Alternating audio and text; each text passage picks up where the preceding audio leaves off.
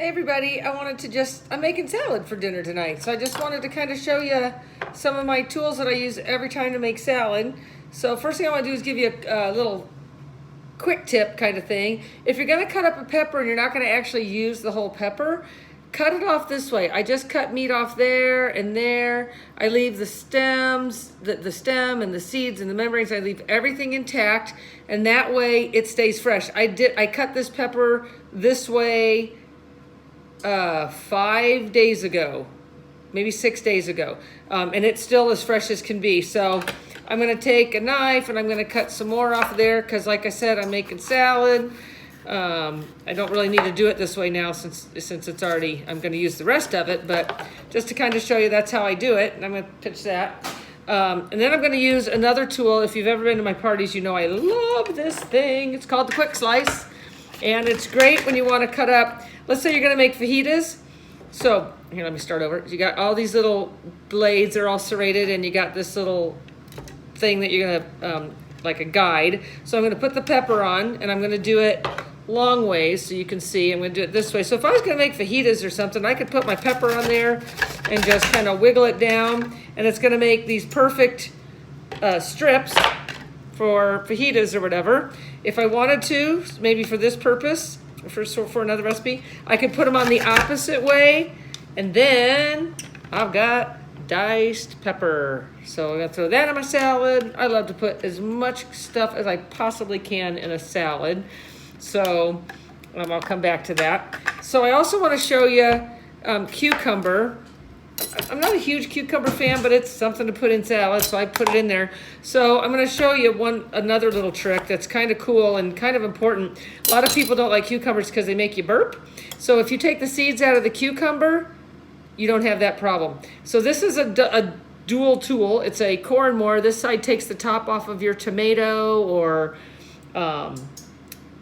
a strawberry, and this side makes melon balls, but this is actually a blade, so it's really perfect. If you can see what I'm just gonna line it up with the seeds. I'm just gonna run it along there, and I pull those seeds out really effortlessly, nice and clean. So you got your seeds pulled out.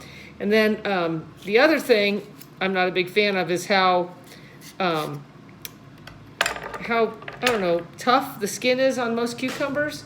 So I'm just going to take my serrated peeler. Again, if you know me, you know I love this thing. It's right and left-handed. It will peel any. So I'm just kind of doing this just to get some of the extra skin off. But you don't want to lose it all because that's where lots of good vitamins are. This will peel anything from a kiwi and a peach and a tomato all the way to jicama, a potato, anything hard, anything soft. It is the last peeler you'll ever need. It's called a serrated peeler. I could put my cucumber in here, and boom, I got sliced cucumber. How fast is that? So it's kind of nice because even the kids can help because this tool's pretty safe, as opposed to handing them a knife to do something like this. So that's the Quick Slice. What else could I do with this? I could do a tomato. I've already cut up a bunch of tomato, but hey, for the sake of this, I will show you another one. He's kind of getting ready. My neighbor gave me these. So excited. Thank you, Terry. So here's how the core inside works. So you kind of line it up along the edge of that core. And this one's kind of a big core, so I'm just going to kind of go around. Because why cut off the whole top of that tomato when all you really need to get rid of is that core? So that's how it works on a tomato. And people say, well, can you do tomatoes on the Quick Slice? You can. This one's really soft. So I'm going to start them on the cutting board. I don't know if you can see. I'm just kind of going down the cutting board. Then I'm going to put it on the base, and I'm going to finish it off. And maybe you're going to make a caprese salad. Look how perfectly, or burgers, look how perfectly sliced those tomatoes are. So that's the Quick Slice, and I will definitely do something with those tomatoes. I'm a mess. Okay, and then what else was I going to do? I did some red onion, used a knife, nothing exciting there. But I do want to show you my salad spinner, and this never gets shown at parties. It's big. I don't generally take it to parties, but I use this every time I make salad because I buy the, if you know me, I'm a big Aldi's fan. I know I'm not on camera right now. And this at Aldi's, this artisan lettuce, is the exact same thing they sell at the big grocery stores, for like half the price. This is like $2.29 for, so you get all the red and the greens, and then I use romaine and whatever. I cut it up, I throw it in my bowl, I fill it full of water, I rinse it off a couple times, and then I throw it in the colander that comes with it into the salad spinner.